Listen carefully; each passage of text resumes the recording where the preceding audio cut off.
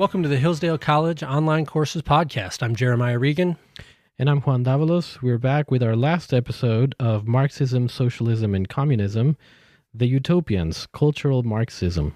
Yeah, so Sean McMeekin, one of the scholars in this course, has a book called, subtitled, The Rise and Fall and Rise of Communism. And you think, oh man, this thing just won't go away. And in a certain sense, it hasn't. You see discussions of socialism and communism and advocates for it in the United States today, mostly, as we've learned is typical of Marxists, among the spoiled, college-bound children of the elites.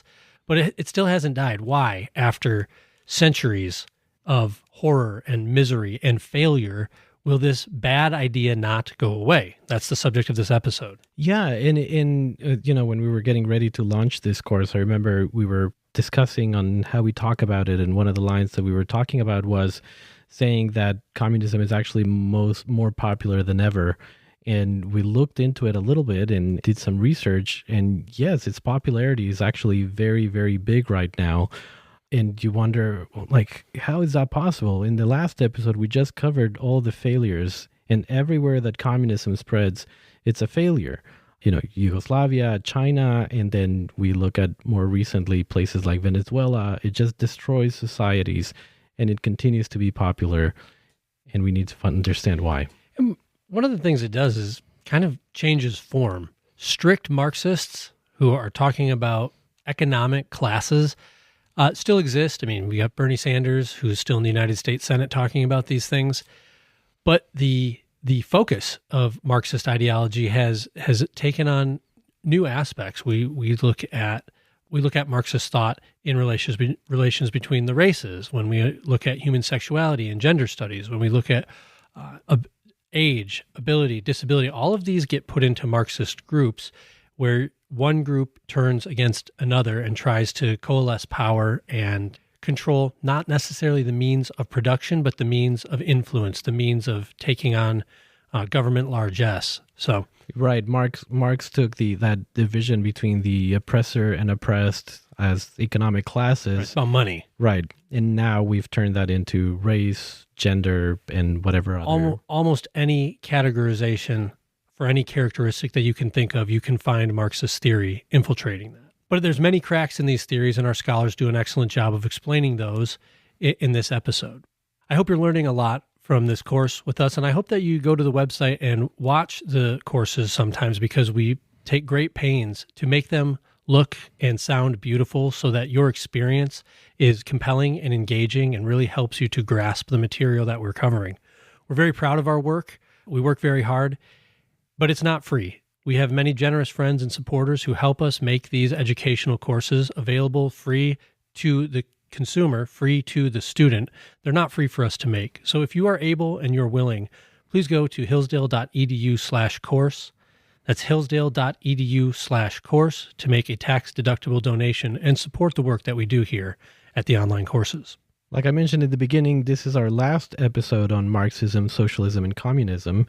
But next week, we're turning into a new course, Totalitarian Novels, that looks at oppressive regimes like the ones described in this course, but from the point of view of literature. We're going to look at 1984, Brave New World, Darkness at Noon, and That Hideous Strength with Dr. Arn as our teacher. So come back next week. But for now, let's turn to episode 6 of Marxism, Socialism, and Communism, the Utopians, Cultural Marxism.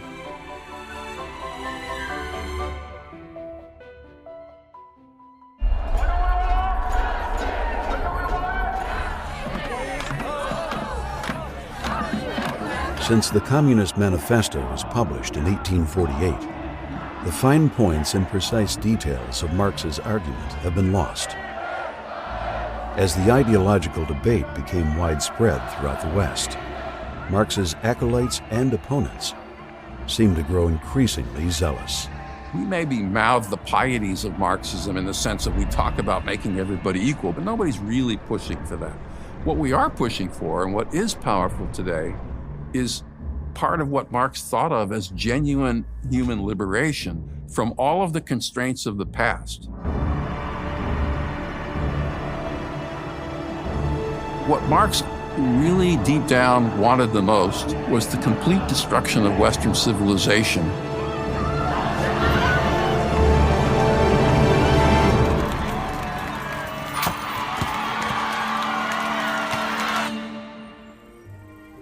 Industrial designers and architects promise modern man a life of smooth efficiency. Material progress, which has given man so many new conveniences, has at the same time speeded up the tempo of his life. In general, what has happened is that socialism has emerged as a discredited ideal. It seemed like they were dead, basically, that we were at the end of history and socialism did not present any kind of an appealing model at all going forward. But what seemed to have happened is that all of the Marxians, they did not just wither away and die. They, in fact, fled to academia.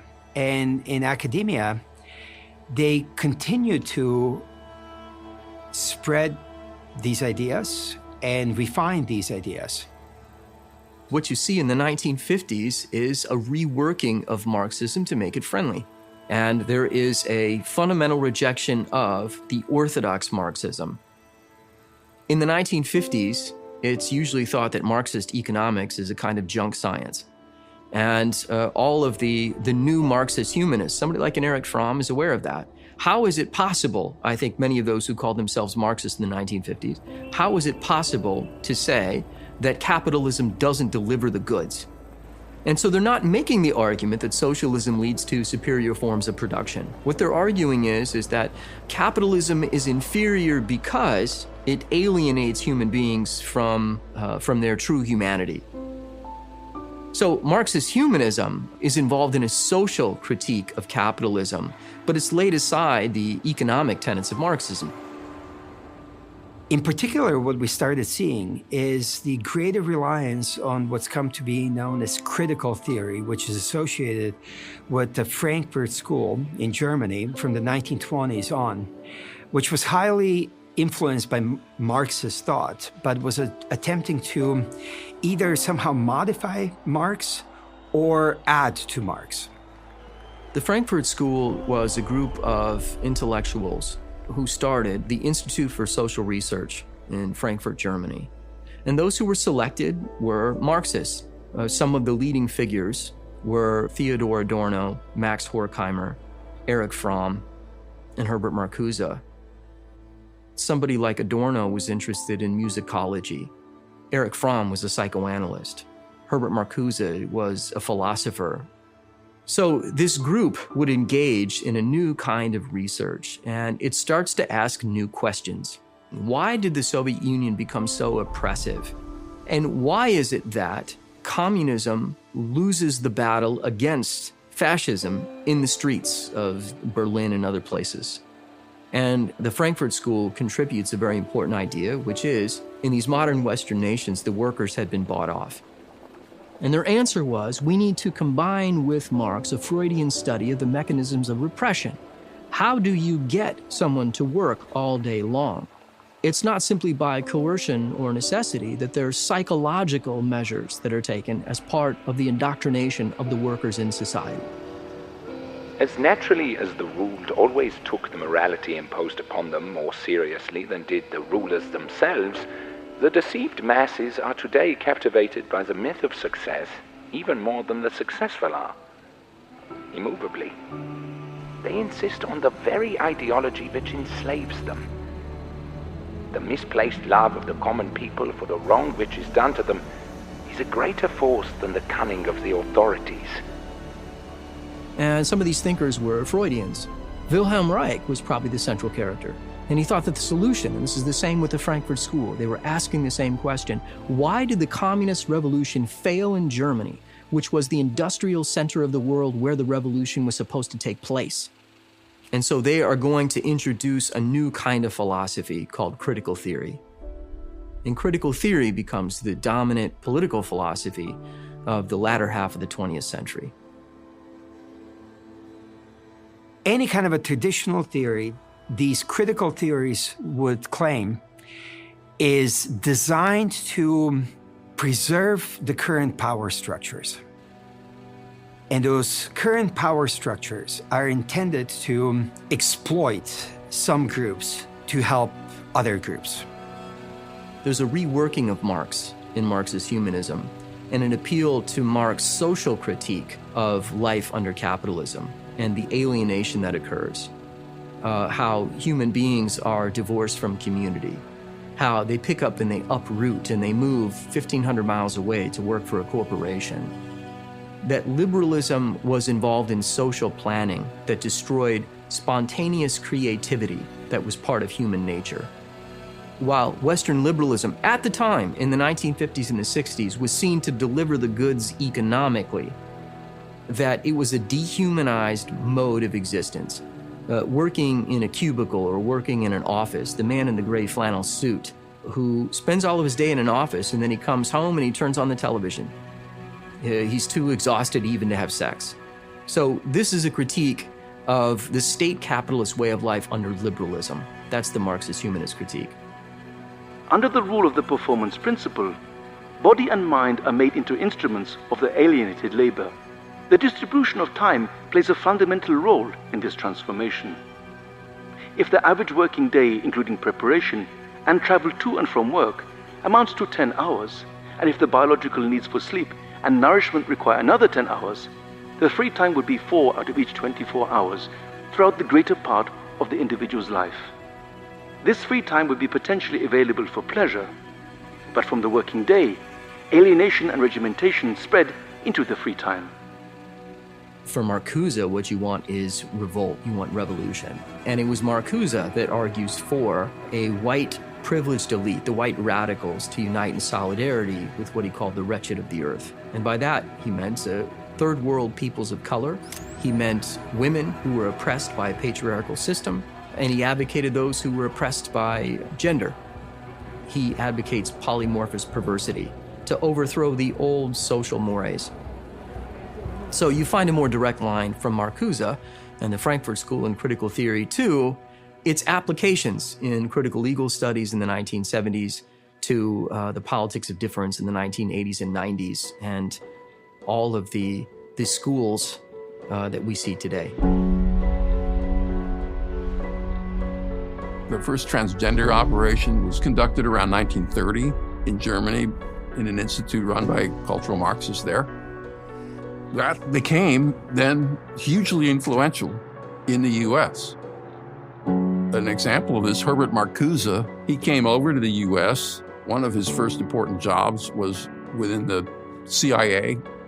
He became an important figure in American government. Then went on to become a famous university professor and wrote books about cultural Marxism, about the need to cut sex off from anything to do with stability, order, tradition. There had to be complete liberation of man from any idea of morality or religion. Critical theorists started looking at the world in a very Marxian way, through the Marxian lens. What they started looking at is which groups are the ones that wield power and which ones are the oppressed, the exploited groups, and how can we change those power dynamics? This is what started being peddled to a great extent in the United States academia. The most influential form of Marxism today, it's just what we call today liberalism. What they mean by that is what the intellectuals are calling cultural Marxism. Cultural Marxism is a way of criticizing the culture of Western liberal society. And it is called Marxism because it's looking back to Marx's humanist writings, where instead of Marx just referring to an economic science and a socialist revolution and a communist consciousness, right, as he does in Das Kapital, and a critique of the economic system, there's a critique of Western liberalism on humanist grounds. If you look at the feminist radicals of the late 1960s, they're arguing that patriarchal oppression is prior to economic oppression. It's more fundamental than class oppression. All modern radicals today are going to talk about a form of class oppression. They're going to talk about how large corporations have too much power and are involved in the oppression of workers. Whether they prioritize that or whether they prioritize genderism and racism depends on the particular radical. People today think of Marx as a guy interested only in economic transformation of society. These cultural Marxists rightly pointed out that was only part of Marxism. You might say Marx is the father of the concept of relationships, where everything is fluid. And the cultural Marxists, the people who came along in the 20th century to develop these ideas, that's why they glommed onto the notion of sexuality outside of heterosexual and marital sex. It often happens that a boy or a girl, before finding a partner who suits them, searches around for some time, sleeps with this or that person, and goes on searching. There's absolutely no reason to denigrate this.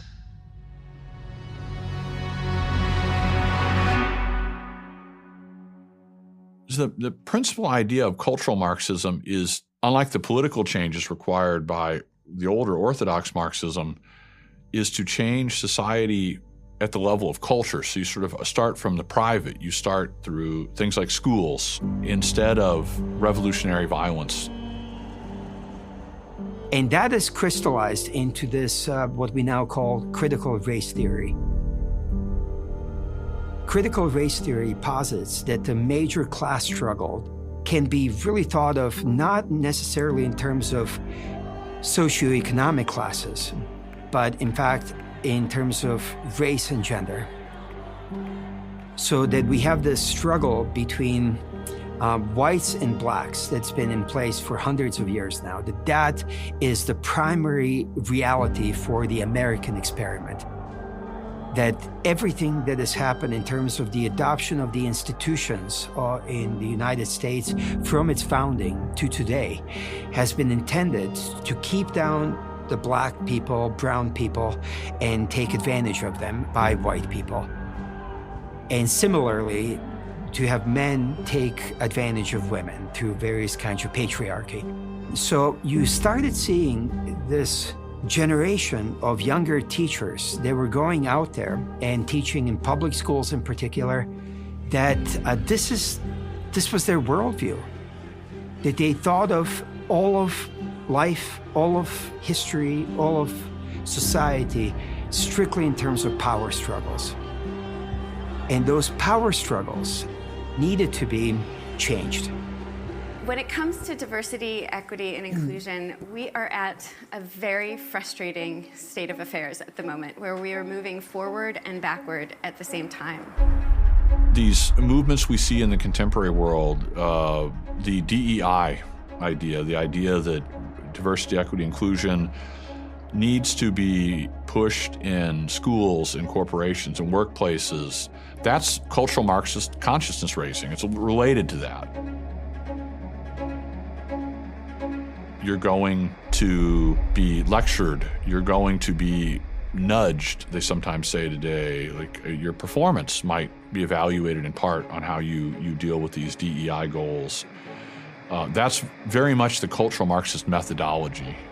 And so this is where we are today, that you have had a lot of these people that have been, younger people in particular, that have been educated in critical race theory, that believe that their goal is to fundamentally change socioeconomic relations in the United States, to change those power relations. And that they start seeing that they can do that now through changes in how corporations are acting.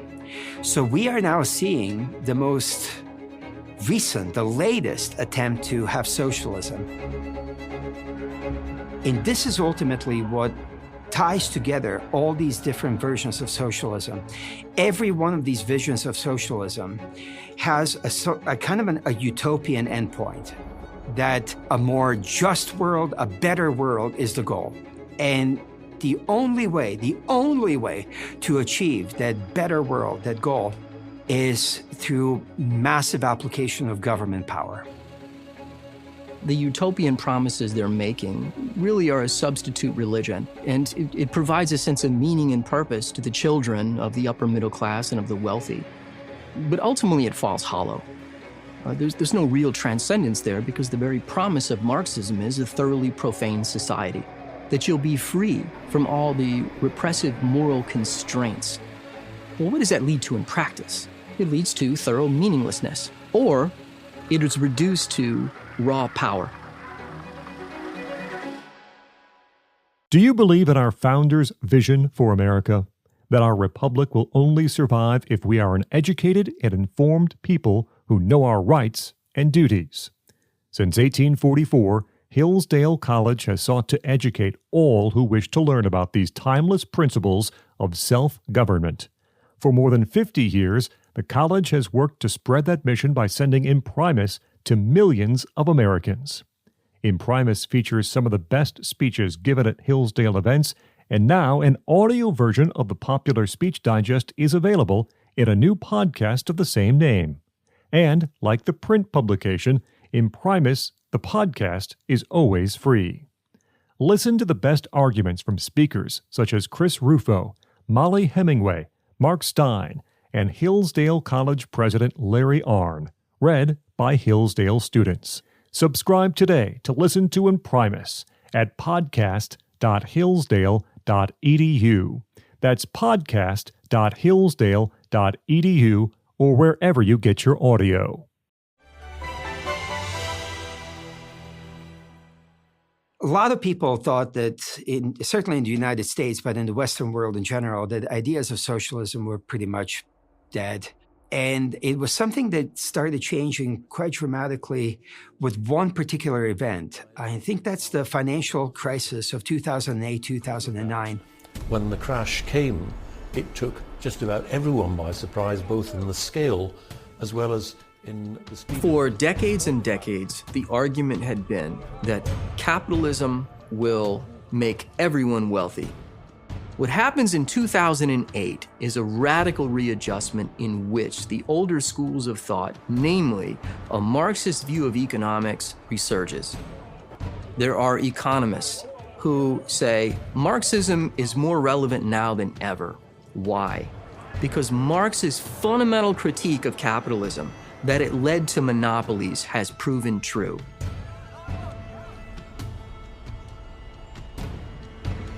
One of the problems with the free market ideology that comes out of the 1960s is free markets become an end in and of themselves, and that they just presuppose that a growth in wealth translates into human happiness, but they don't clarify who's going to get wealthy, or they presuppose that the wealth will trickle down to all.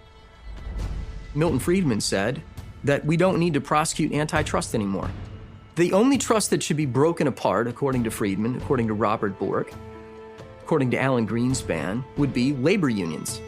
So what you have in the late 70s, really under Reagan in the 1980s, is the rise of finance capitalism and the creation of monopolies in every sector of the American economy. The older Americans never would have tolerated that. That was one of the great claims that the American founders made against the British, is that the British had restricted them in certain fundamental rights through the creation of monopolies. It had restricted the colonies, viewing them as a means for resources for production that would benefit the mother country. For all of the arguments of the 1960s and 70s, the Milton Friedmans, the Robert Borks on antitrust, that capitalism can deliver the goods to average Americans, by the 2008 housing market crisis, that had come into question.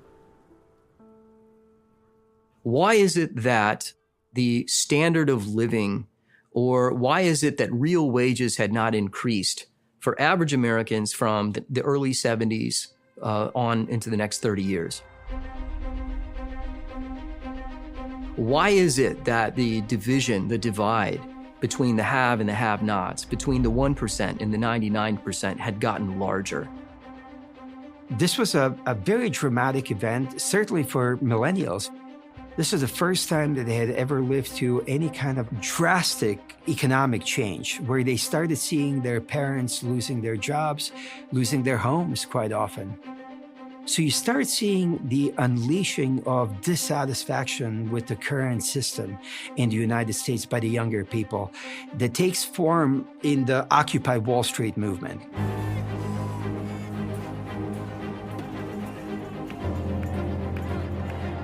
Another way that Marx proved prescient was that Marx argued that in the late stage of capitalism, that capitalism itself would tend to a growth in the number of monopolies. And if you look at the monopolies in the American economy, they've increased ever since the refusal of the Department of Justice to enforce antitrust. And the usual defense of those monopolies is well, they provide services and goods that we all need.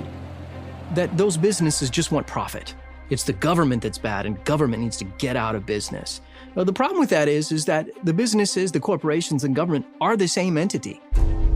Google is the US government. The Pentagon's its largest client. Facebook is the government. It's infiltrated with FBI agents, former FBI agents, who use the monopoly on American platforms for speech to control speech and to censor dissidents.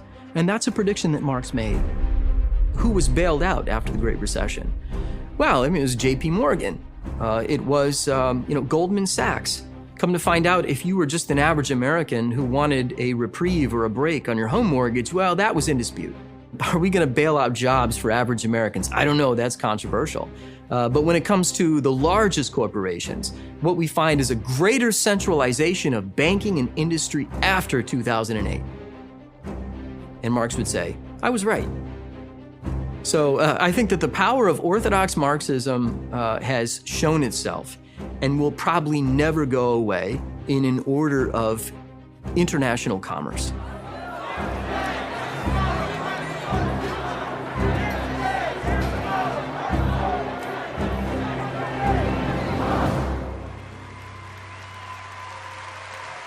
What this campaign is about is urging the American people to think outside of the box, to look at the status quo, not as it has to be, but in ways that we can change it.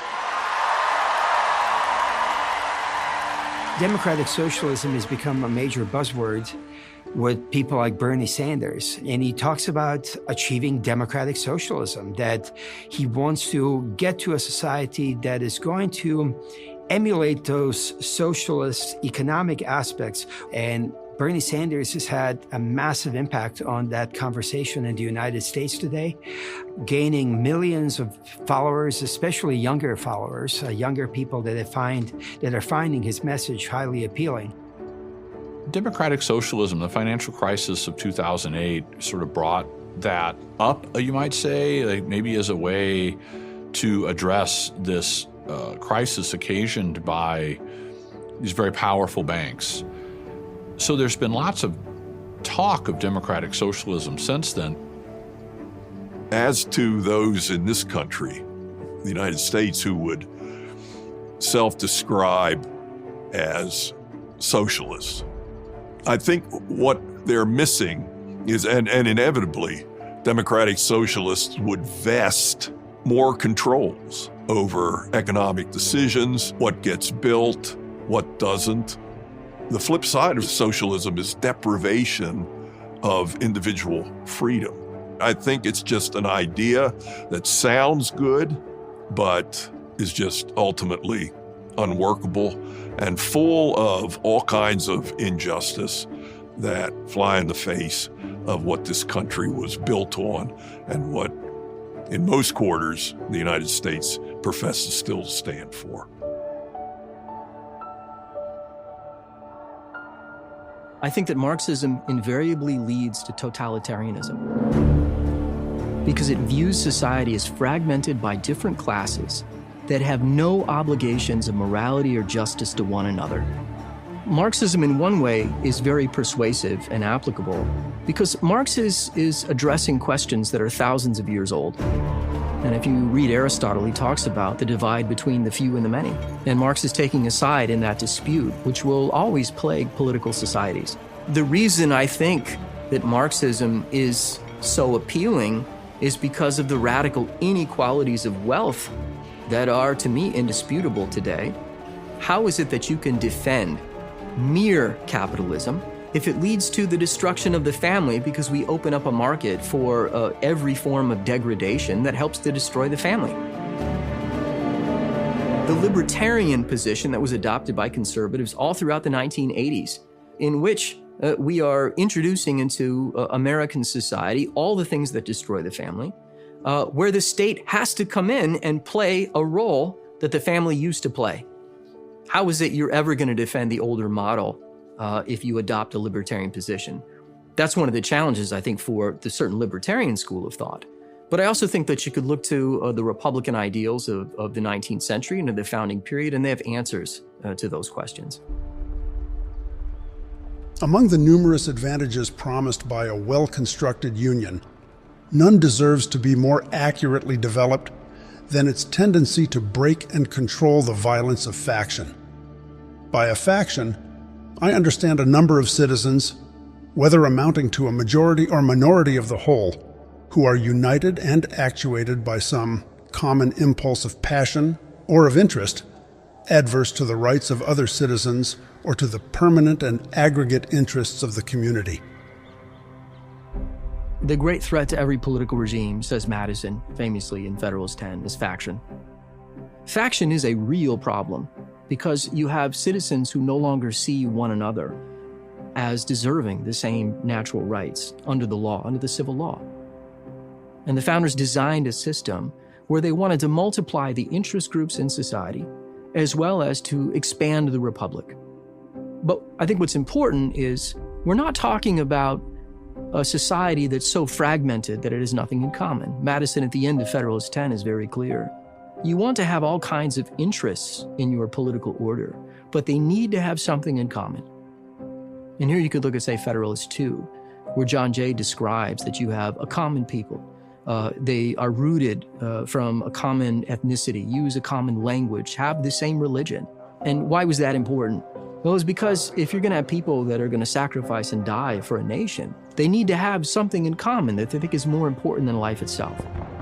Providence has been pleased to give us this one connected country, to one united people, a people descended from the same ancestors, speaking the same language, professing the same religion, attached to the same principles of government, very similar in their manners and customs, and who, by their joint councils, arms, and efforts, fighting side by side throughout a long and bloody war, have nobly established their general liberty and independence.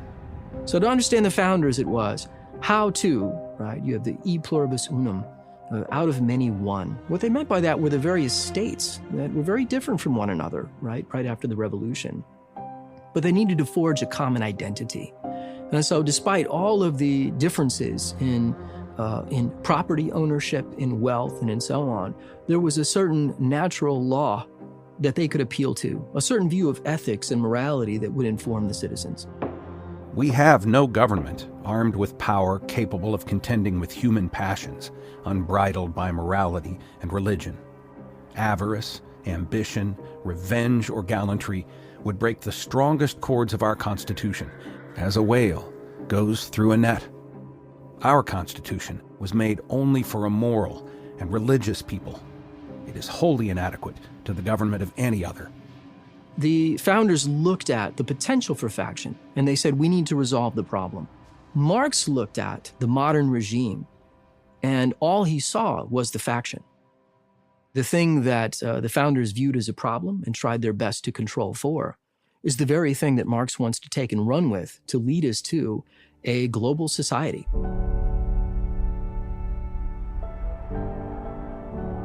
At their core, the constitutional republic established by the American founders and Marx's classless society both attempt to fundamentally address the issue of faction and class divides. The question is whether the founders or Marx is right. Can faction be subordinated to the common good for all the members of a society? Can the rights of all be protected by a government that preserves liberty? Or was Marx correct that class conflict was an historical inevitability? That all society is merely a constantly shifting power dynamic of oppressor and oppressed? The irony for all these socialists is that the goals that they're trying to achieve can't actually be achieved through liberty, through simple economic and political freedom. The American founders believed that if you stress the rights of citizenship and they were informed by the right ethical, moral, and political teaching, that you can stave off the class divides that Marx assumed would be part of every single society. What we observe is that every time that we actually go with true liberty, where it's up to each one of us individually what we make of ourselves, that there is a remarkable triumph of human energy and human ingenuity that leads us to, in fact, creating a better society.